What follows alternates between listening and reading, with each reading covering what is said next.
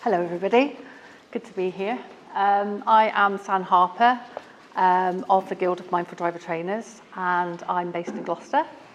And I've been a driving instructor for 20 years, which I can't quite believe myself.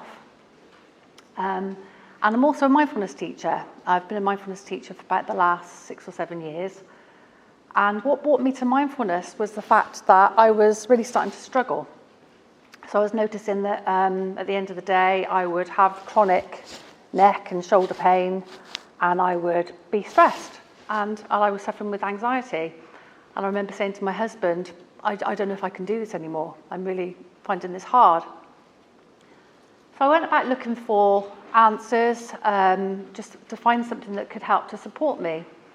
And somebody suggested that I try the 8-week MBSR, which stands for Mindfulness-Based Stress Reduction. I found that course so hugely transformative in my own life that it just naturally started to filter through into the work that I was doing with my pupils. And I got to a point where I thought, God, I should really be sharing this, that it can't just be me, there must be other people who are struggling. And apart from me struggling, my pupils also were really struggling with anxiety. And I was very much aware that what I was bringing with me in the car, whether consciously or subconsciously, would be filtering through to those people too. So if I was bringing my own stress and anxiety and tension, that would be filtering through as well. So I recognised how hugely important it was for me to manage the way that I was feeling first. And then naturally, it started to filter through into my work, and I was able to share some quite practical tools actually, and techniques, and also just to share what mindfulness is about to my students. So I'm just going to start then. I can remember what my next slide is. This afternoon session then is entitled Pain is Inevitable and Suffering is Optional. Now the reason that I chose to talk about this is I set up a focus group with my local, some of my local ADIs. I didn't want to assume that everybody, all ADIs, was struggling in the way that I was. So we got together and we had the conversation, and I discovered that actually many of these people were struggling in the same way that I was. So people talked about having neck and shoulder pain from holding tension in the body, also pain in the legs from where we're sat in the car all day, usually at a bit of a funny angle. A lot of people would talk about how they would struggle with diary management and frustration, with people cancelling lessons. And obviously right now, we're dealing with the situation with test waiting times. But all kinds of things really with regards to difficulties that people were experiencing. And we were really able to sort of share a lot of the stories were very, very similar.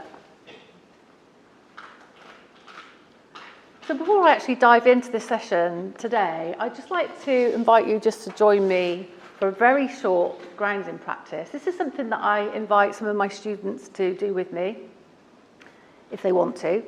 And the invitation really is just it's almost like we've got 2 suitcases. One's labelled the past, one's labelled the future, and I'm just going to invite you just to set them both down, just for a couple of minutes. It's a bit like holding an anchor in place. But I should also say that if it doesn't feel comfortable for you to focus your attention on the breath, please just take care of yourself and just do whatever feels okay for you. So I'd just like to invite you, just for a very brief practice, just to kind of see what I'm talking about, just to find a comfortable and upright posture.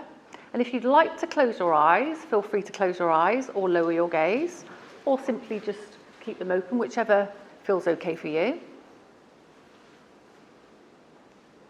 And just finding a moment now just to check in with what's going on, what's here for you right now. We've all come from different scenarios, different types of mornings. Just noticing what it feels like to simply stop. You might notice where the floor is making contact with the bottom of your feet, soles of your feet. Perhaps notice where your body is making contact with the surface beneath you, perhaps where your sitting bones are on your chair, your lower back against the chair. Just bring awareness now then to the shoulders and jaw area. Often this is a place where we hold on to tension, often quite subconsciously. Just have a little check-in with how things are for you right now. There's no right or wrong way to feel. We're simply bringing awareness to our experience. You might notice that you are able just to soften any tension or holding that might be here, if that feels okay. And just noticing what it feels like as the air comes in at the nostrils. It might feel cool as it comes in. You might notice the difference in temperature as it goes out. And notice too any thoughts that might be coming in now. The mind is designed to have thoughts. So we're not trying to stop thoughts, we're simply noticing what's here right now. So you might notice a planning thought or a judgment thought. Simply noticing your experience and just seeing if you can just allow that thought to pass. And just come back to your awareness of the space that you're in, right here, right now, in this shared space. Noticing the things that you can hear.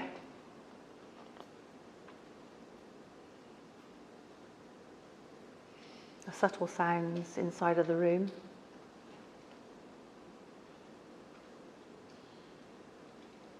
And just being aware of the whole body sitting here now as you breathe.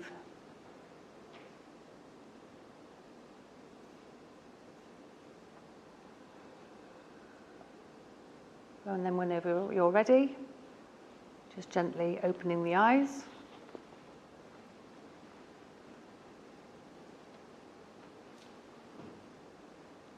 And just bring awareness now to how you're feeling right now. Thank you. So some of you, I know what mindfulness is.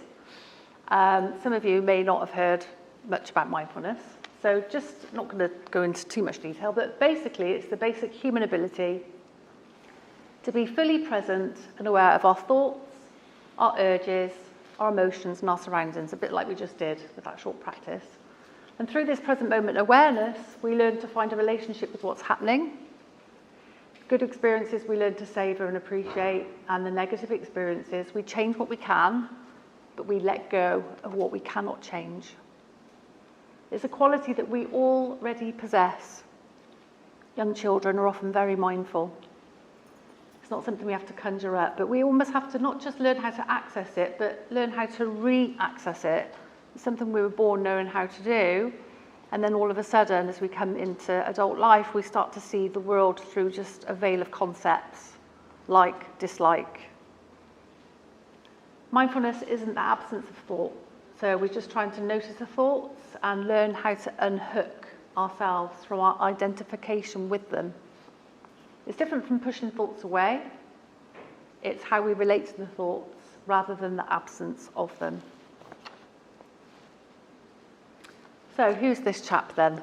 This chap is called Jon Kabat-Zinn, and he defines mindfulness as paying attention in a particular way on purpose, non-judgmentally, in the present moment, and he says as if your life depends on it. So Jon Kabat-Zinn brought mindfulness to the West in 1979, and he brought the foundations of Eastern mindfulness with a Western science, and he developed the 8-week MBSR, mindfulness-based stress reduction, and that course is still very, very prevalent today. It's one of the best-known courses, best-known mindfulness courses, that 8-week course. So basically, the nuts and bolts of it is, it could just be a simple case of just to breathe, and to just know that you're breathing in very simple terms. A very, very simple mindfulness practice is simple awareness that you are here and you are breathing. So what I was going to talk to you today then is this idea about pain. We all suffer pain. but the level to which we suffer depends on how much we really resist that pain, how much we fight with it. Because ultimately, that's what really creates the suffering. So we might have an upsetting event that could be physical, it could be an emotional pain. But then we have the thoughts that we have about the pain, such as, I'm not good enough, catastrophizing, judgment thoughts, why me? Physical pain, as I discovered myself, it's holding pain and tension in my body. It's not fair. So there's this layering, which becomes the difficulty of the things that we're trying to deal with. So I'm going to tell you a story about Billy. Billy was walking to school. He was dreading lessons that day. He found it hard to control the class. It's not something a school caretaker should have to deal with. So what I'd be curious to know is, did your thoughts about Billy change as I read through the story? Get any nodding heads? I got a few nodding heads, yeah. I'm sure many of us would think initially that Billy was the boy, and then as I read through the story, you might have thought, well, obviously he's the teacher, and ultimately we discovered that he was the caretaker. But what does this tell us? It tells us that the mind likes to make up a story. It likes to understand what's going on. It's part of our survival mechanism. So we always refer back to things that have happened before. And we like to fill in the gaps. But as we've just discovered, we're not always right. The story that we make up isn't always correct. Often it's based on assumptions and this trying to kind of understand what's going on. So this brings me on to the discrepancy gap. So the discrepancy gap is how it is. This is how it is here. This is how I want it to be. Or this is how I think it is.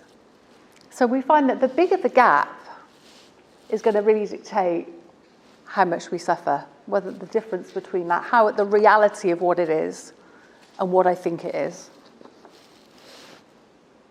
I'm going to tell you a little story now about an apple tree, oranges, and my husband. So this is the story. Quite recently, I was a bit upset about something, and I was trying to explain to my husband, and it was a really heartfelt thing. I was really trying to get him to kind of understand what I was talking about. Totally wasn't getting it. Totally not there, really not able to grasp what I was trying to get across to him. And I was upset. I was kind of cross about that, you know. So I told him so. I said, I was really kind of, not happy. He didn't get what I was talking about. So he went out and walked the dog. And when he was gone, I was thinking, all these thoughts going through my head. And then a conversation came to mind that I'd had with a friend of mine. And I'd quite unkindly said, John, my husband, he's about as deep as a puddle. And my friend said, yeah, but puddles can be pretty wide. It's like, I love that. Puddles can be pretty wide. Of course, So then I thought about all the other qualities about my husband. That's why I married him, obviously. The things I liked about him. And what I thought was, it was a bit like my husband was an apple tree, and I was trying to get him to give me an orange. It's never going to happen. Being an apple tree, he just doesn't deal in oranges. That's just not going to work. So this realization just kind of made me think. My husband came back, and I apologized. I said, I'm really sorry I was rude to you earlier. I was quite cross. I'm sorry about that. But I've had a realization. I want you to know it's like you're an apple tree. And he's like, for goodness sake. Why did I marry this woman? And I said, it's like you're an apple tree. And I was trying to get an orange from you. You don't do oranges. And I get that. But I just want you to know that you're the best apple tree I could ever wish for. I love your apples. They are the best. I don't want anyone else's apples. But just occasionally, I need an orange. But I've got friends in my life that deal with oranges. That's all good. And he actually got what I was talking about. He's like, I like that. So great. So all was good. So this is how it works.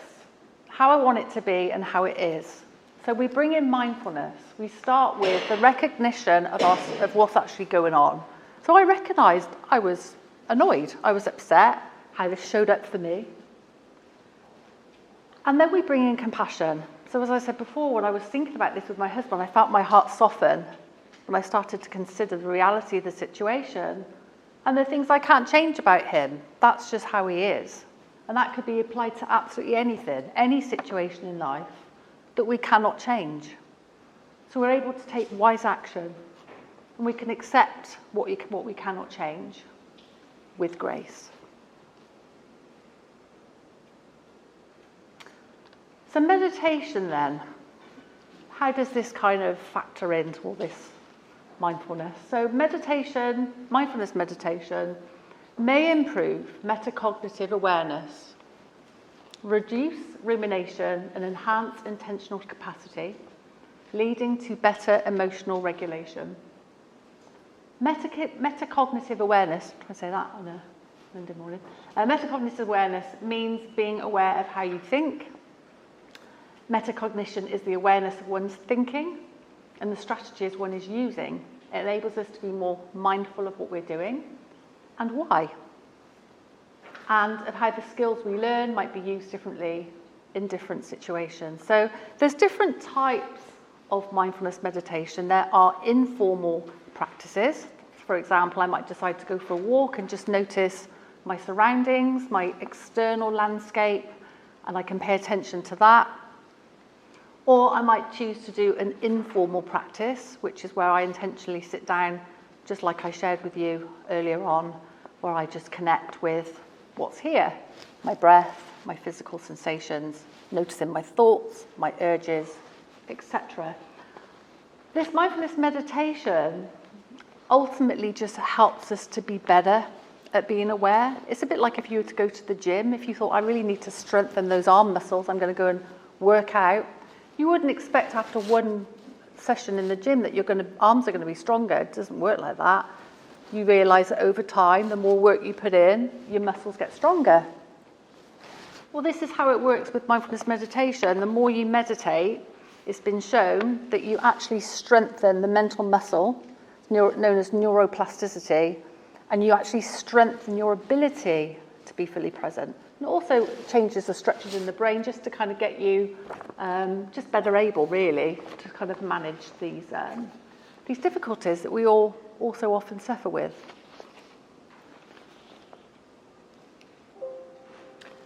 So really, it's like holding a mirror up to our thoughts, our emotions, our sensations and impulses, and viewing them like an impartial observer, seeing what's there. We become the silent witness to our experience.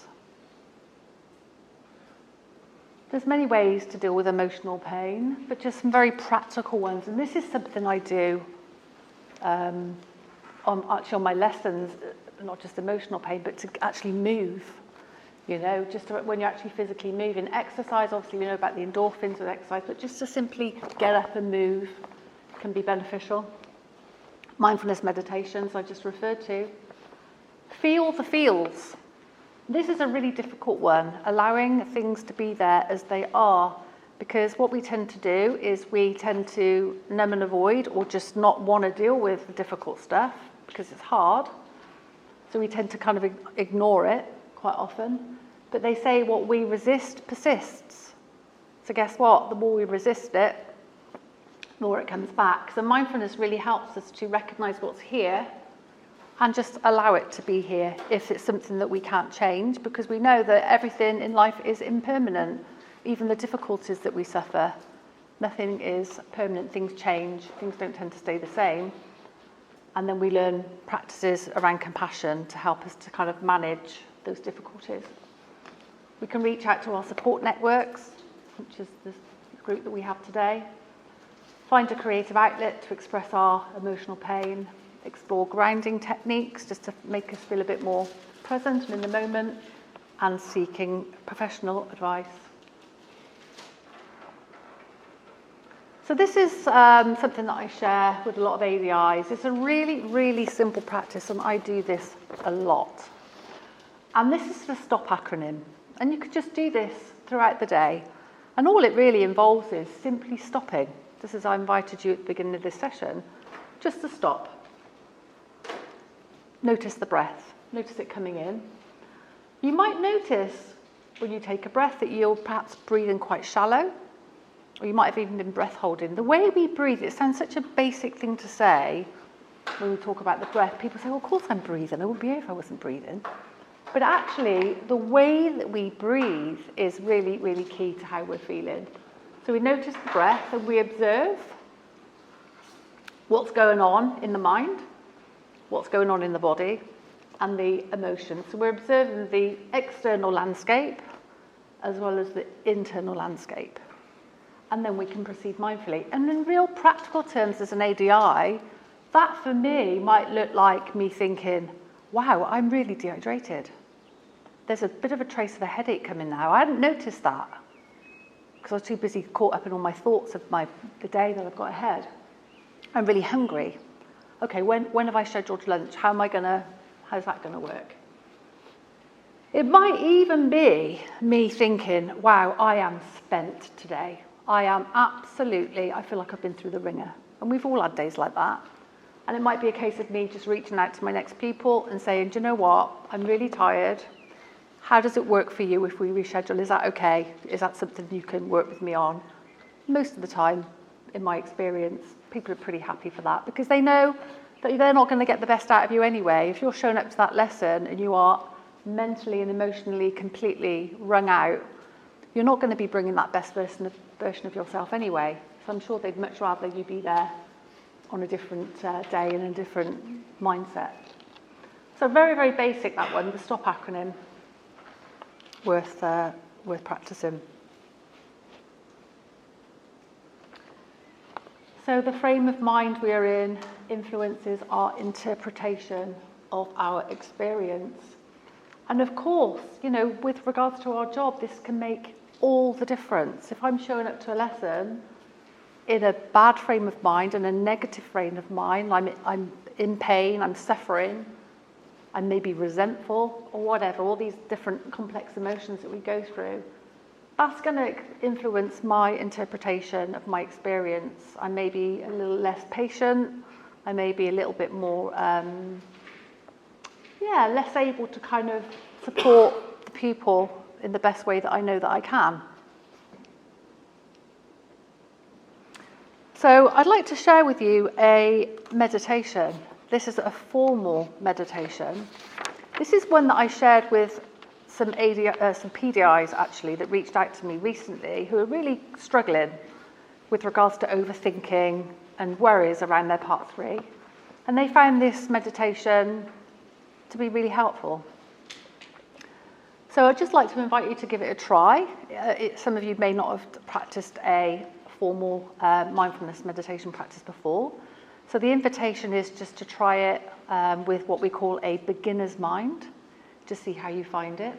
And obviously just do whatever feels comfortable for you. If you at any point feel like you feel fidgety or you need to move or sniff, obviously, just do you. It's completely fine.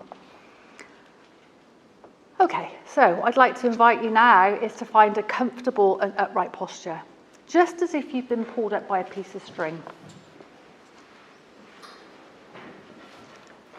You can either close your eyes or lower your gaze, whichever feels okay for you. And just allowing the shoulders to gently drop. Noticing if you're holding tension in the jaw. And just bringing awareness to the space that you're sitting in at the moment. Noticing where you're making contact with the chair, the floor. Just bringing awareness to your experience. You might notice the temperature of your body, your arms and legs.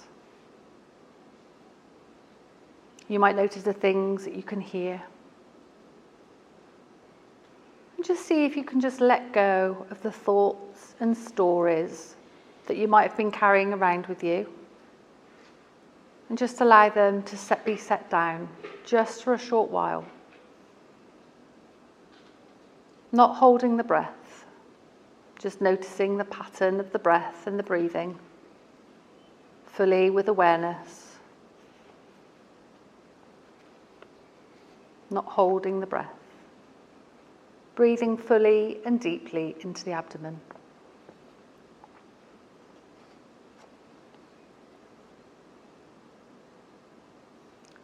Surrender all effort.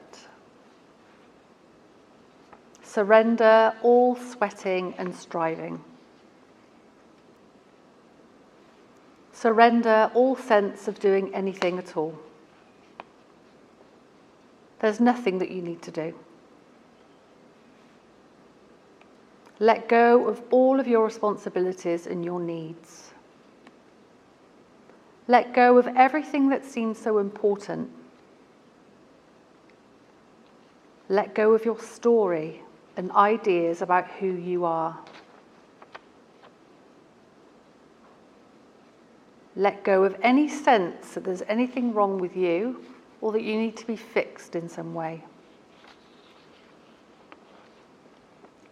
By repeating the words "let go," it's a powerful mantra and an incredible way to let go and release any resistances that are blocking your energy from coming through and manifesting what you're really meant to be.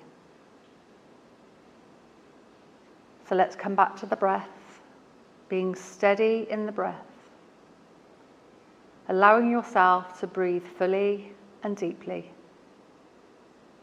observing the breath, and just allowing your thoughts to easily and effortlessly come and go.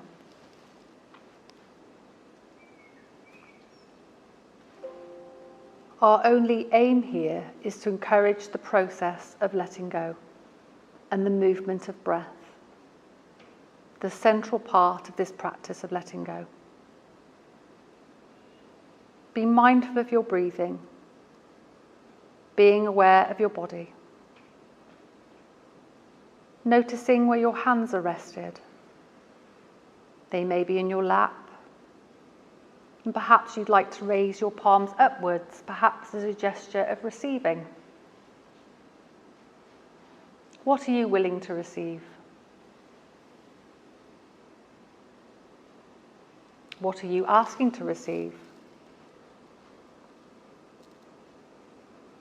Any purpose, this meditation is very simple. It's to invite clarity and invite awareness. Breathing in fully through the nose and letting go of the breath. Letting go of what does not serve you, what does not support you, of being who you're really meant to be. So stay with your breath. And we can say some affirmations to allow them to come into the body and depart. Inhaling, we can say the word let. And exhaling, we can say the word go. So we can be mindful of what we're ready to invite and what we're ready to let go of, what doesn't serve us. You can choose whatever works for you, what you'd most like to invite into your life, and what you'd most like to let go of. Staying with your breath. Inviting balance. Letting go of what does not serve you. Allowing your thoughts to come and go. Just becoming the silent observer to any areas of discomfort in the mind or in your spirit. Just allowing your breath to guide you and to serve you. It's been said that once we steady our breath, we steady our mind, and therefore we steady our actions. So when you feel like you're struggling or stressed or anxious, we can come back to the breath, come back to our center, come back to our true selves, the self that knows peace, gratitude, and harmony. Thank you.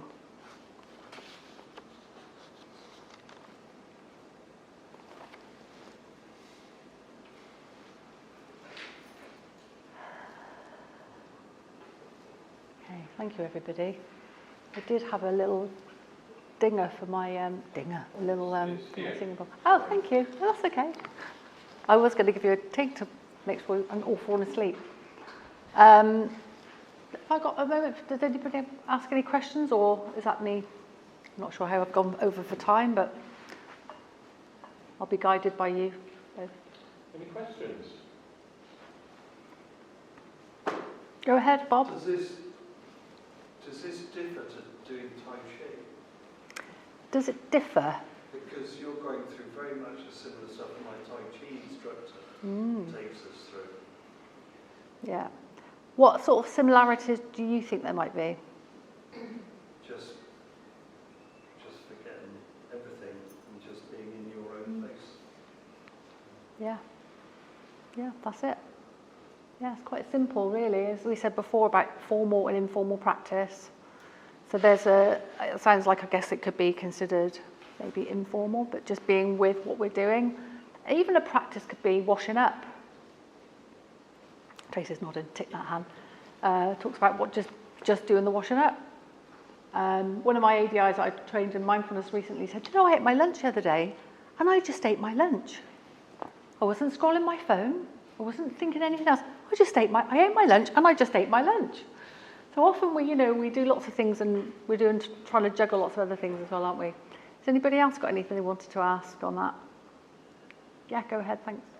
It's not a question, it's just an observation really while we were doing that. I spend most of my time at the moment helping train people who are on probably part 3s or standards checks in their last attempts, and they come for help. And they are so bound up in what happened to them in the last 2, and obviously we do talk that through. But there comes a time when we've just got to let go of that. And there was something you said, which, accept what we can't change. And I think that sentence is going to come into more in my part 3 as well, because they can't change the last 2 attempts, and all their energy seems to be going into that, but they've got to take it into that, the next one that we can actually change. So Absolutely, that's yeah. just an observation. We can use this at work. I can see that. Yeah, absolutely. And this thing, we get this with pupils. They have preconceived ideas about the last time I took my test, last time I took it when it went wrong, that happened. I hate roundabouts because last time we did that roundabout, my friend so-and-so tells me roundabouts are really hard. They all come with these different things, and really the crux of it is there's the difficulty, whatever that may be, and then there's our thoughts around it. And it's just recognising the two are actually quite different, and we have got a lot more control over how much we suffer and how much we think about things than we perhaps realise. But thank you all very much for listening and taking part in the practice. And you can find me at the Calm Side. I think I put there's some leaflets as well. So if anybody's interested in connecting with me and find out a little bit more about what I offer, then I'd be very happy to speak to you. Thank you. Thank you. Thank you very much. Thanks everybody. Thank you. Thank you.